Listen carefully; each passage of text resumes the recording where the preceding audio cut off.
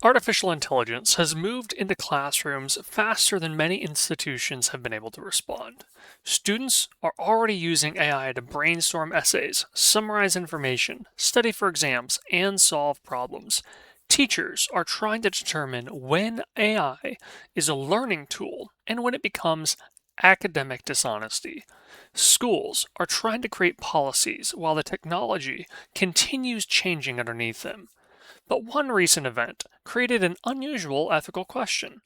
What happens when the people most affected by a technology decide they cannot wait for others to solve the problem?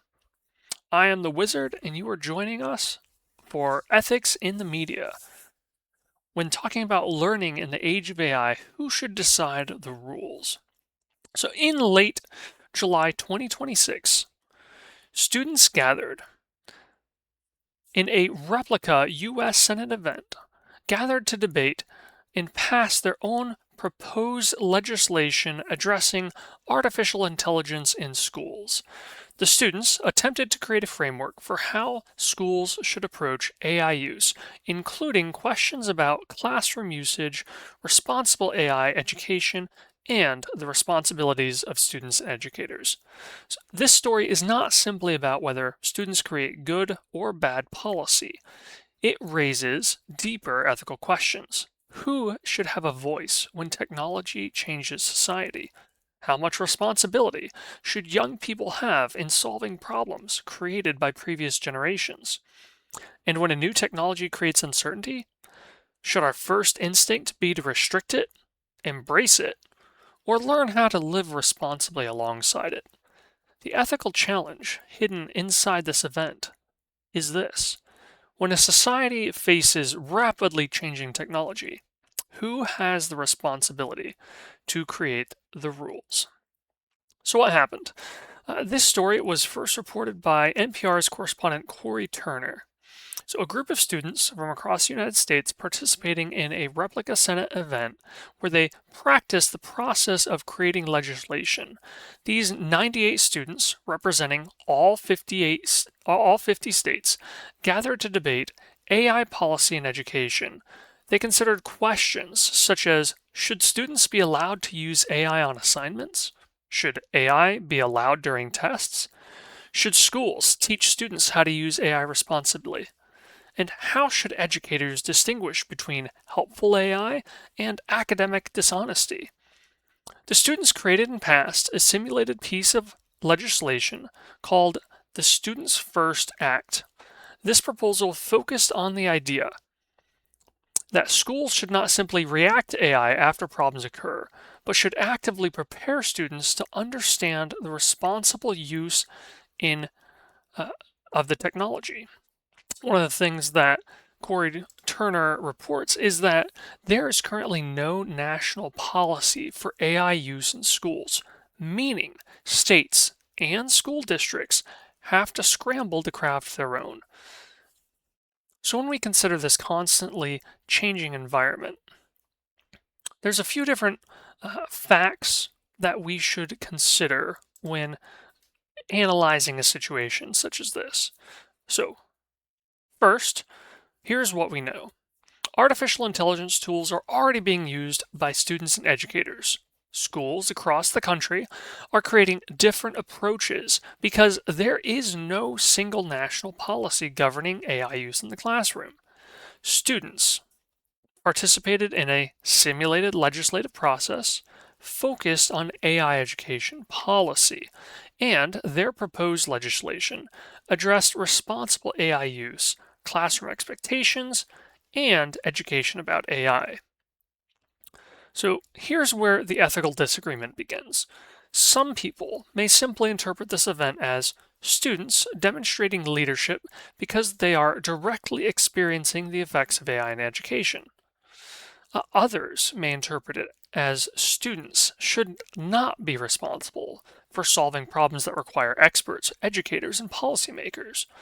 Both of these interpretations contain assumptions about authority, responsibility, and expertise. Even so, there are still important questions that we should be asking.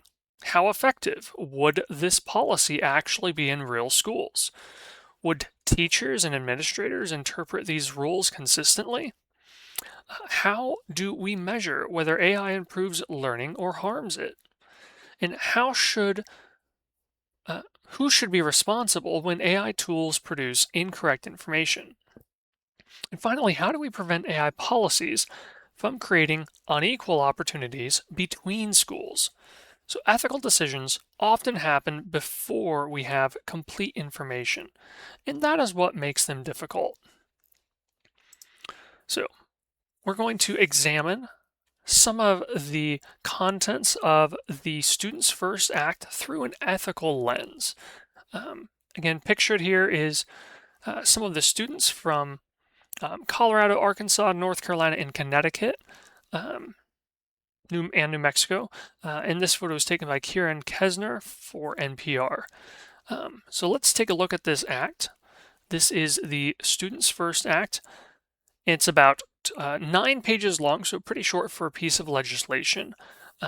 And right off the bat, some of the things that I see that stand out is in this first line, this general provision, again, applies to K through 12 public school community members. Notice it leaves out higher education.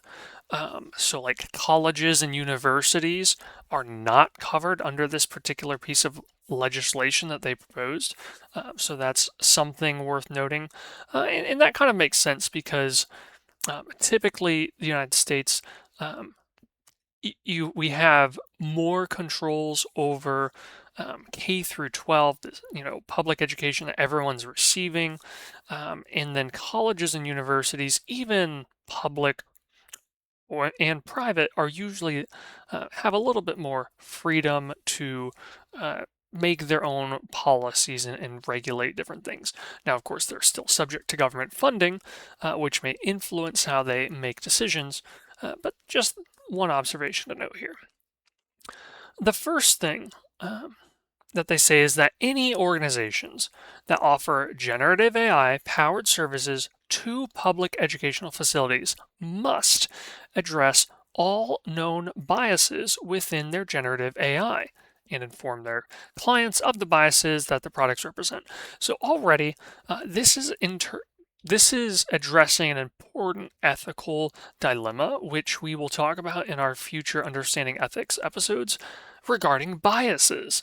Biases are very important because they often affect how we view situations. And so even here, they're addressing the potential biases that are inherent in these different AI-powered services. And so they want to make sure that these are being addressed. And again, we're not going to read through the whole bill. We're just going to scan some of the different items here. There's concerns about wrongful AI use convictions. And so this actually has come up in the media quite a bit over the last several months, where we have students are being accused of writing things with AI, and they're just automatically being failed or kicked out of school, kicked out of college even. And this is a real concern because there are several students who are saying, like, no, like I did not use AI. I wrote this very well using, my own sources. And something to remember about AI is that AI models were actually trained on good writing. And so if you have a model that was actually trained on various forms of academic writing that people have published, and then you have someone who writes really well, there is concerns that it's going to flag it because it matches the pattern.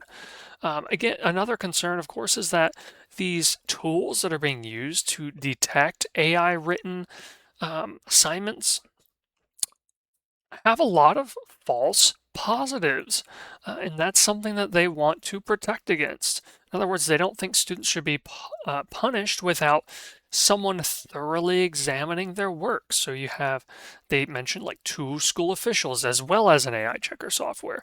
So they want to make sure that there's some guardrails here. And then when it comes to AI literacy, this is very important. AI education should include topics such as misinformation, plagiarism, bias in AI systems, privacy concerns, appropriate academic use.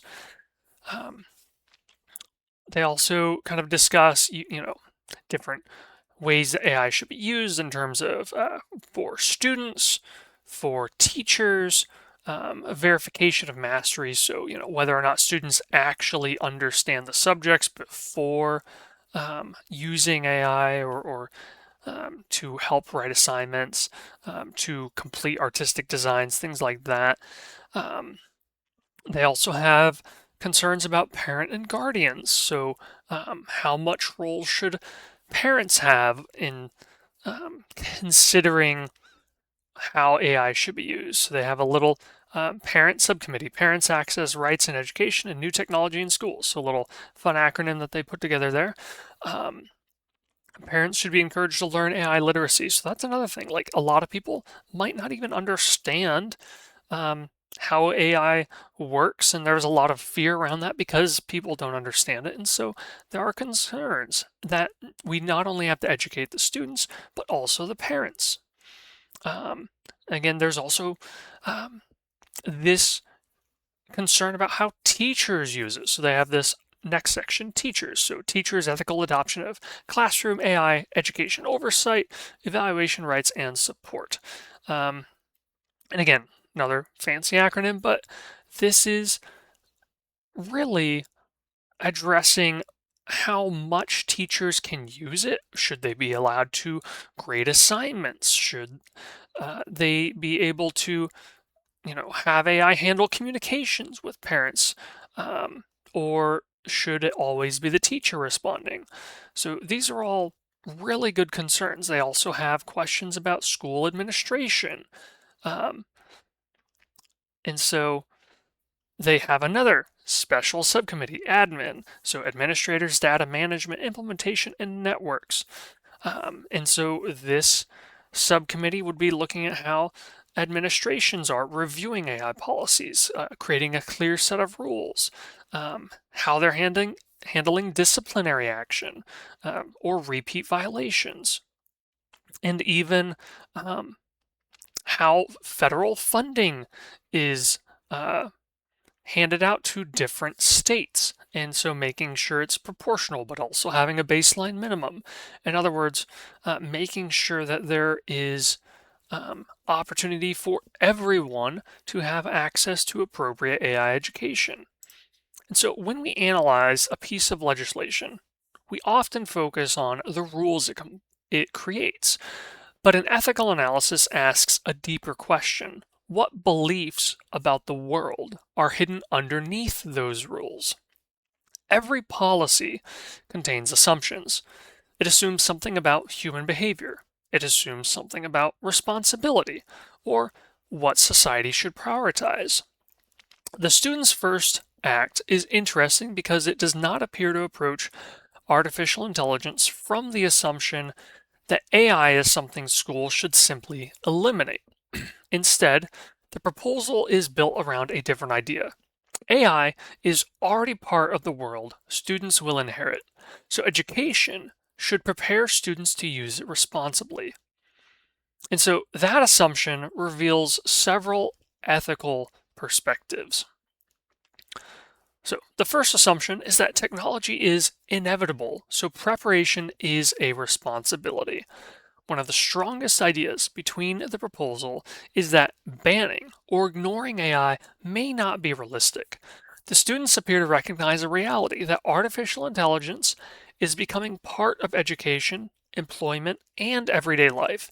The ethical assumption behind this approach is that when a powerful technology emerges, society has a responsibility to teach people to use it wisely. This connects strongly with a responsibility based ethical framework. The question is not how do we prevent students from ever encountering AI? The question becomes how do we ensure students have the knowledge and judgment necessary to use AI responsibly?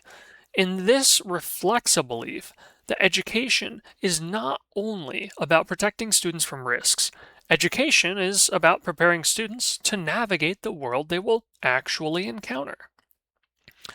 We also see another virtue ethics perspective in here. What kind of person are we trying to create? So the policy that focuses on restriction may produce students who know what rules they cannot break. But a policy focused on AI literacy attempts to create students who understand why responsible behavior matters. The goal becomes developing virtues such as honesty, critical thinking, responsibility, curiosity, wisdom. The underlying assumption is that a good society does not only create rules, it creates people capable of making good decisions when rules are unclear. Another assumption that this event and this bill creates is that students are not just consumers of technology, they are participants. So again, this assumption appears in the very existence of the proposal. The students were not simply asking, well, what should adults do about AI? They were participating in the process themselves. That reflects a belief. People affected by decisions should have a voice in creating those decisions. This connects to ideas of democratic participation and autonomy. Students are the only ones directly experiencing AI in classrooms. They understand how assignments work. They understand how students are actually using the tools, and their perspective does not replace educators, researchers, or policymakers, but it contributes information those groups may not have. This also reflects a liberty and autonomy framework that gives people a voice. A liberty-based perspective asks who should have the ability to make decisions about their own lives. Students are developing skills that will influence their future careers, and if AI will become part of their professional lives, then restricting all experimentation may limit their ability to develop independence. However, autonomy also requires knowledge. A person cannot make responsible choices about a technology that they do not understand. So the ethical challenge becomes, how do we give students freedom while ensuring that freedom is informed and responsible?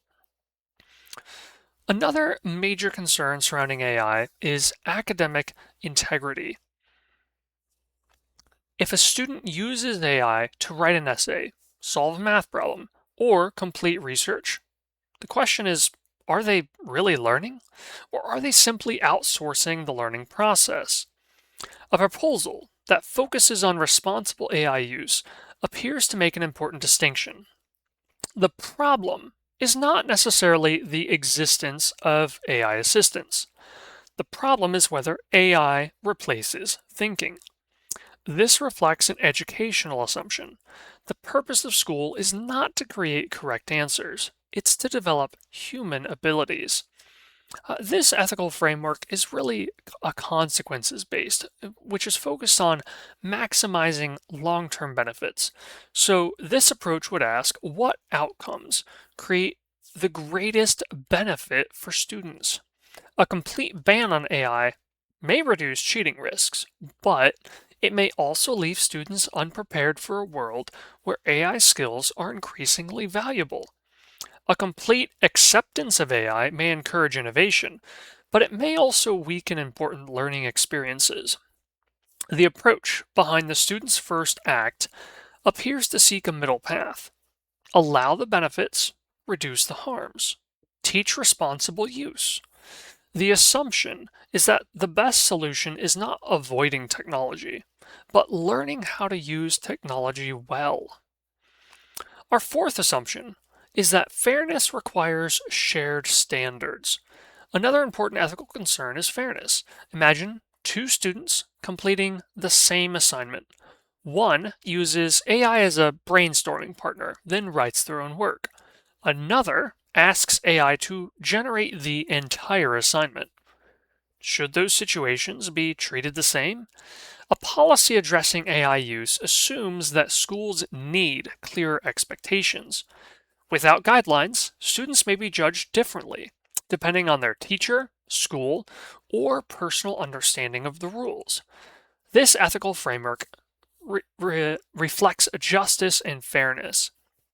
A justice based perspective asks, are people being treated fairly?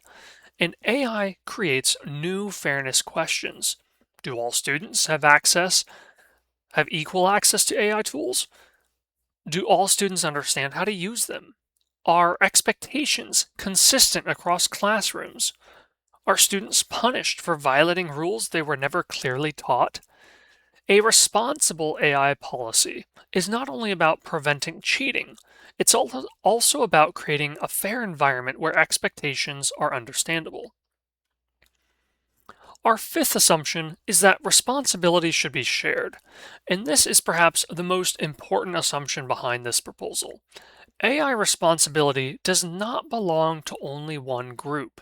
Students have responsibilities. Teachers have responsibilities. Schools and administrations have responsibilities. Even the technology companies have a responsibility. The government. This reflects a systems-based ethical view that complex problems rarely have a single person responsible. Instead, responsibility is distributed throughout the entire system.